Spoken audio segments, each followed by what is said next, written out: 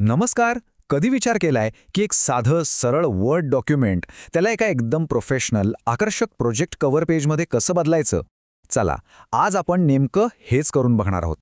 आपल्या सगळ्यांनाच माहिती आहे की प्रोजेक्टचं पहिलं पान म्हणजे त्याचा चेहरा असतो. पण खरं सांगायचं तर वर्डमध्ये छान डिझाईन बनवणं म्हणजे कधीकधी एक मोठं चॅलेंज वाटतं, बरोबर ना? ठीक आहे, तर मग सुरुवात करूया. आपण हे डिझाईन 5 सोप्या स्टेप्समध्ये बनवणार आहोत. अगदी पायाभरणीपासून सुरुवात करून एका कोऱ्या करकरीत पानाला एका मास्टरपीसमध्ये कसं बदलायचं ते आपण पाहूया.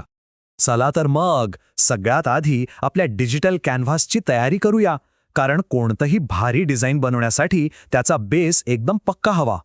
बरं, तर सगळ्यात पहिलं काम आहे पेज सेटअप. आपण लेआउटमध्ये जाऊन मार्जिन्स नॅरो ठेवणार आहोत आणि साईज निवडणार आहोत A4.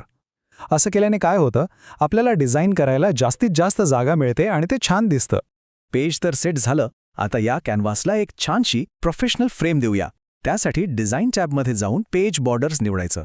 एक छान स्टाईल, निळा रंग आणि साधारण 6 पॉईंटची जाडी. बस, आपलं पेज लगेच उठून दिसेल. चला, आता पुढची स्टेप बघूया. आणि खरं सांगतो, ही एक अशी ट्रिक आहे जी आपलं डिझाईन एका वेगळ्याच लेवलवर घेऊन जाईल. एकदम सोपी गोष्ट आहे, पण तिचा इम्पॅक्ट जबरदस्त आहे. आपण नेहमीचे आकार म्हणजे चौकोन किंवा वर्तुळ वापरणार नाहीयेत. त्याऐवजी आपण एका खास फॉन्टचा वापर करणार आहोत. हो, फॉन्टचा. आणि त्याच्या मदतीने आपण असे सुंदर कॉर्नर डिझाईन्स बनवू जे सहजासहजी मिळत नाहीयेत. त्यासाठी आपल्याला फक्त एक छोटासा फॉन्ट लागेल. इंटरनेटवर फॉन्ट फ्रेम प्रो असं सर्च करा. हा एक फ्री फॉन्ट आहे. तो पटकन डाउनलोड करून इन्स्टॉल करून घ्या. फॉन्ट इन्स्टॉल झाला की खरी गंमत सुरू होते. इन्सर्टमधून सिम्बॉलमध्ये जायचं, आपला फॉन्ट फ्रेम प्रो फॉन्ट निवडायचा आणि एक कॉर्नर डिझाईन इन्सर्ट करायचं. मग त्याला वर्ड आर्टमध्ये कन्वर्ट करून निळा रंग द्या. आता फक्त कॉपी पेस्ट. एक कॉपी करा, 3 वेळा पेस्ट करा आणि रोटेट टूल वापरून प्रत्येक कोपऱ्यात एक एक डिझाईन सेट करा. बघा किती सोपं आहे. ओके, तर आपली सुंदर फ्रेम तयार आहे. आता वेळ आली आहे त्या 2 मुख्य गोष्टींची, ज्याच्यामुळे आपल्या पेजला ओळख मिळेल. आपलं शीर्षक आणि लोगो. आपण साधं सरळ नाव नाही लिहिणार. आपण इन्सर्टमधून वर्ड आर्ट वापरणार आहोत. शाळेचं किंवा कॉलेजचं नाव टाईप करा आणि मग टेक्स्ट इफेक्ट्समध्ये जाऊन ट्रान्सफॉर्ममधून आर्क अप निवडा. यामुळे नावाचा एक सुंदर बाक तयार होईल. तो लहानशा डॉटवर क्लिक करून कमी जास्तही करता येतो. शीर्षकाला अजून आकर्षक बनवण्यासाठी आपण त्याला थोडे इफेक्ट्स देऊया. टेक्स्टचा रंग निळा करू, एक हलकीशी शॅडो देऊ आणि थोडा ग्लो इफेक्ट टाकू. बघा, लगेच फरक जाणवेल.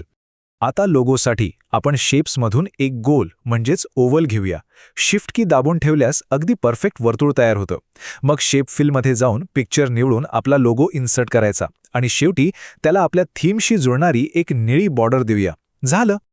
वाव, आपल्या डिझाईनचा मुख्य भाग तर तयार झालाय. आता बाकीची माहिती टाकायची आहे, पण ती अशी टाकायची की ती फक्त माहिती वाटायला नको, तर डिझाईनचाच एक हिस्सा वाटायला हवी. त्यासाठी आपण काही क्रिएटिव्ह बॉक्सेस बनवू. सेशन आणि सब्जेक्टसाठी एक चौकोनी आणि एक गोलाकार कडा असलेला आयत वापरू. त्यांना छान रंग देऊ, आउटलाईन सेट करू आणि मग त्यांच्या आत नो फिल आणि नो आउटलाईन असलेले टेक्स्ट बॉक्स टाकून माहिती लिहू. सबमिटेड बायसाठी आपण एक डाऊन ॲरो कॉलआउट शेप वापरूया. हा आकार लगेच लक्ष वेधून घेतो. त्यालाही एक छान रंग आणि जाड बॉर्डर देऊया आणि आतमध्ये टेक्स्ट बॉक्स टाकून सबमिटेड बाय असं लिहूया. आणि सगळ्यात शेवटी खाली एका साध्या टेक्स्ट बॉक्समध्ये बाकीची सगळी महत्त्वाची माहिती म्हणजे नाव, रोल नंबर, क्लास वगैरे. ही सगळी माहिती एका सुटसुटीत आणि वाचायला सोप्या फॉन्टमध्ये लिहायची आणि बस, आपलं डिझाईन झालं तयार. आणि हे बघा आपलं फायनल डिझाईन. एका कोऱ्या पानापासून सुरुवात करून आपण किती सुंदर आणि प्रोफेशनल कव्हर पेज बनवलं आहे. खरंच खूपच छान दिसतंय. फरक अगदी स्पष्ट दिसतोय नाही का? आधी एक साधं रिकामं पान होतं आणि आता एक पूर्णपणे डिझाईन केलेलं प्रोफेशनल फ्रंट पेज.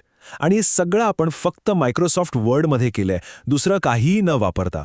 प्रसिद्ध डिझायनर डीटर रॅम्स म्हणतात, उत्कृष्ट डिझाईन म्हणजे काहीतरी संस्मरणीय आणि अर्थपूर्ण बनवणं. आणि मला वाटतं या स्टेप्स वापरून आपण तेच केलं आहे. प्रोजेक्टची पहिली छाप केवळ व्यावसायिक नाही, तर ती कायम लक्षात राहील अशी बनवली आहे. तर आता आराखडा तयार आहे आणि सगळ्या टिप्सही मिळाल्या आहेत.